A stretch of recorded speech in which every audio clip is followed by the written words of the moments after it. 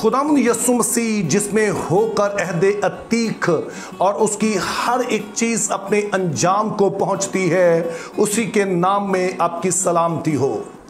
क्या आपको कभी इत्तेफाक हुआ किसी ऐसी बड़ी बिल्डिंग, मिसाल के तौर पर शॉपिंग मॉल वगैरह में जाने का, कि जहां पर उन्होंने ग्राउंड फ्लोर पर ही उस पूरी बिल्डिंग का जो मॉडल है वो बनाकर रखा होता है। अब ये मॉडल जो है वो अपने आप में बिल्डिंग तो नहीं होता है, लेकिन ये हमें बताता है कि दरअसल जिस बिल्डिंग में आप मौजूद हैं इसकी शक्लो सूरत कैसी है, इसमें कितने फ्लोर्स हैं, कौन सा फ्लोर किस चीज के लिए है, इसमें एंट्रेंस कहां से है, यहां पर जो पार्किंग है वो कहां पर है, किस जगह से आप वापस निकल सकते हैं, कहां पर आप डाइनिंग कर सकते हैं, कहां पर आप शॉपिंग कर सकते हैं। तो पूरे का पूरा ये मॉडल जो है वो हमारी रहनुमाई करता है ताकि इस बिल्डिंग के बारे में हमारी बुनियादी मालूमात जो है वो मिल सके। अब इब्रानियों का मुसन्निफ हमें बताता है कि जो अहदे अतीक है और खास तौर पर जो खैमा इज्तिमा और उसमें रखा हुआ सामान जो है, मिसाल के तौर पर इब्रानियों 8 बाब और उसकी 5 आयत में कुछ यूं लिखा है, जो आसमानी चीजों की नकल और अक्स की खिदमत करते हैं। चुनाचे जब मूसा खेमा बनाने को था तो उसे यह हदायत हुई कि देख, जो नमूना तुझे पहाड़ पर दिखाया गया है उसी के मुताबिक सब चीजें बनाना। अब यहां पर जो लफ्ज नमूना इस्तेमाल हुआ है, यूनानी जुबान में यह लफ्ज टूपॉस है, इंग्लिश में इसका तर्जुमा टाइप किया गया है, जिसके लिए आप दूसरा लफ्ज पैटर्न या मॉडल कह सकते हैं। अब आप जानते हैं कि यीशु मसीह ने दावा किया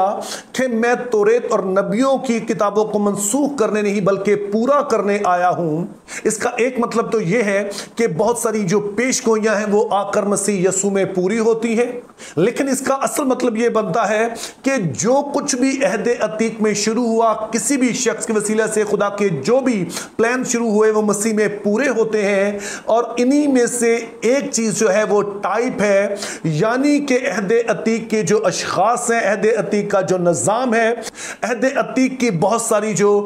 चीज़ें हैं, उनमें आप यीशु मसीह की ज़ात और यीशु मसीह के काम की झलक देख सकते हैं। और उनके वसीले से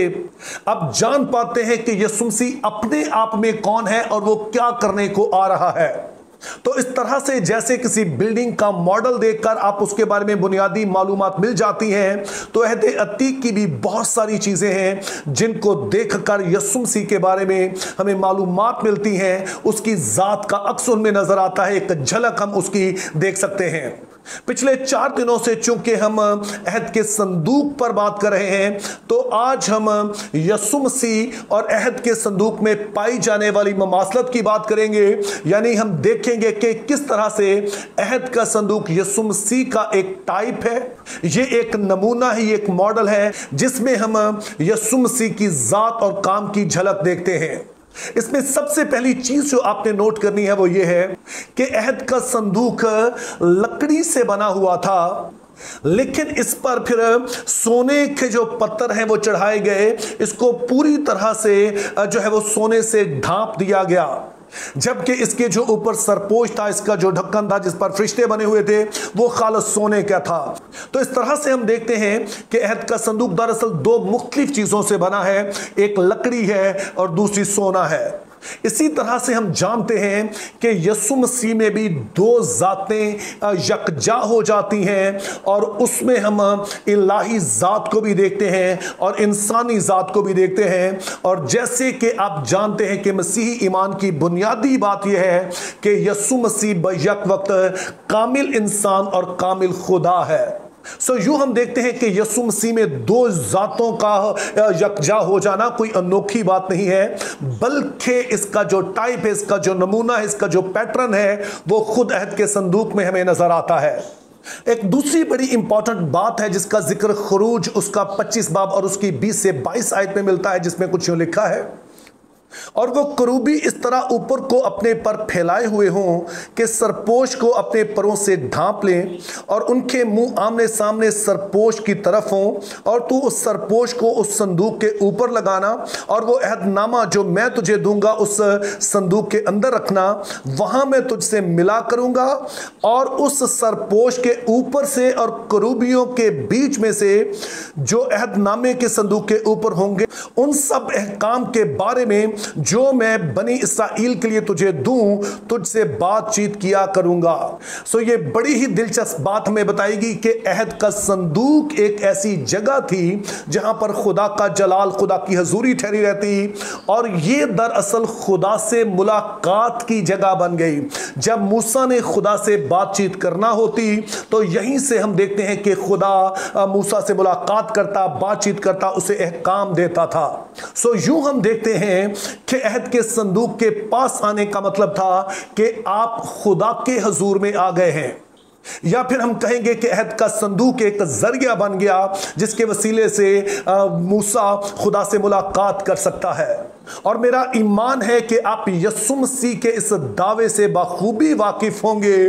कि राह और हक और जिंदगी मैं हूं, कोई मेरे वसीले के बगैर बाप के पास नहीं आ सकता है। और फिर आप इससे भी वाकिफ होंगे कि यीशु मसीह ने कहा कि जिसने मुझे देखा उसने बाप को देखा। तो यूं हम देखते हैं कि यीशु मसीह के पास आने का मतलब है कि आप खुदा के पास आ गए हैं। यीशु मसीह से मुलाकात का मतलब है कि आप खुदा से मुलाकात कर रहे हैं। सो इस तरह से हम अहद के संदूक का जो मकसद देखते हैं कि बनी इसराइल की खुदा से मुलाकात हो सके। नए अहदनामा में यह मुलाकात अब अहद के संदूक के वसीला से नहीं बल्कि मसीह के वसीला से होती है। जो कोई मसीह के पास आता है वो दरअसल खुदा के पास आता है, चूंकि मसीह के वसीला से ही हमारी रसाई बाप तक होती है।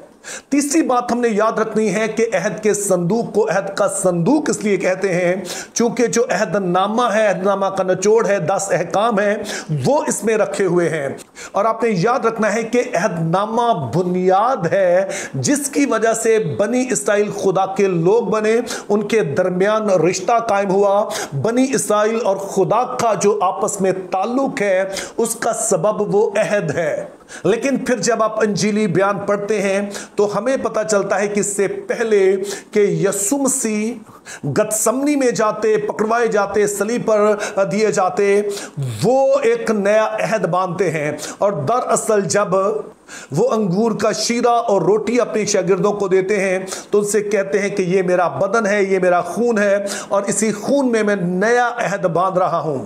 इसका मतलब यह है कि यीशु मसीह को जो कोई कबूल करता है वो इस नए अहद में शामिल हो जाता है, जिससे मुराद यह है कि अब उसका ताल्लुक खुदा ताला से जुड़ गया है।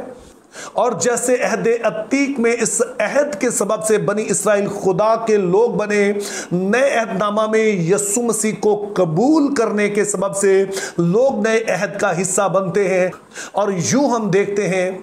कि यीशु मसीह वो जरिया है, यीशु मसीह वो बुनियाद है जिसके सबब से पूरी दुनिया के लोग, चाहे यहूदी गैर यहूदी कोई भी हो, उनका खुदा बाप से ताल्लुक जुड़ जाता है, वो खुदा के लोग बन जाते हैं। और फिर एक आखिरी चीज जो मैं आपको बताना चाहता हूं कि ना सिर्फ अहद के संदूक में अहदनामा पड़ा है जिसके सबब से बनी इसराइल का खुदा के साथ रिश्ता है, बल्कि ये अहद का संदूक ही है जिसके सबब से हम देखते हैं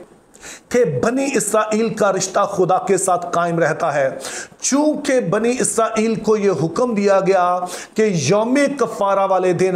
जो सरदार काहिन है उसने बर्रे का खून लेकर पाक तरीन मुकाम में दाखिल होना है, और फिर इस बर्रे को खून को जो अहद के संदूक के ऊपर ढक्कन रखा हुआ है जिसको सरपोश कहा जाता है, कफारा गाह कहा जाता है, उसके ऊपर 7 दफा छिड़कना है, उसके सामने 7 दफा छिड़कना है। तो यूं जब ये खून इस अहद के संदूक का ऊपर वाले हिस्से पर, जिसको हम कफारा गाह या रहम गाह कहते हैं या सरपोश कहते हैं, उस पर छिड़का जाता तो बनी इसराइल को एक और साल मिल जाता ताकि वो खुदा के हुजूर में रह सके। लेकिन इब्रानियों का मुसन्निफ हमें बताता है कि नए अहद में मसीह ने इससे बढ़कर कुछ किया है। पुराने अहद में अगर कफारा गाह पर इस सरपोश पर खून छिड़कने से बनी इसराइल को 1 साल मिल जाता कि वो खुदा के हुजूर में रह सकें, तो यीशु मसीह ने जो कुर्बानी दी है, अपने ही खून को लेकर पाक तरीन मुकाम में दाखिल हुआ, तो उसकी वजह से वो सारे लोग जो कि इस अहद में शरीक हो गए, मसीह पर ईमान लाने की वजह से खुदा के लोग हो गए, वो इस ईमान में जब कायम रहते हैं तो यीशु मसीह की इस कुर्बानी के सबब से जो उसने अपना ही खून देकर कायम की है, वो हमेशा के लिए खुदा के लोग बने रहते हैं। तो यूं हम देखते हैं कि जब यीशु मसीह ये दावा करते हैं कि किताब मुकद्दस मेरी गवाही देती है, तो वो सिर्फ चंद पेशगोइयों की बात नहीं कर रहे। हर एक थ्रेड, हर एक सिलसिला, हर एक लिंक, कहीं से भी आप अहद अतीक को शुरू करें, किसी भी शख्स की बात करें, किसी भी खुदा के बंदे की बात करें, निजाम की बात करें, चीज की बात करें, अल्टीमेटली वो यीशु ही की खबर देते हैं। और उन्हीं में अहद का संदूक भी है, जिसमें हम अपने खुदावंद की झलक देखते हैं, उसकी जात, काम और उसकी अजमत को हम देख पाते हैं। और मेरी दुआ है कि जब हम अहद अतीक पढ़ें तो बड़े गौर से पढ़ें, क्योंकि हर सफ़े पर आपको यीशु मसीह की सूरत नजर आएगी। Think biblically, live purposefully, have a very good day.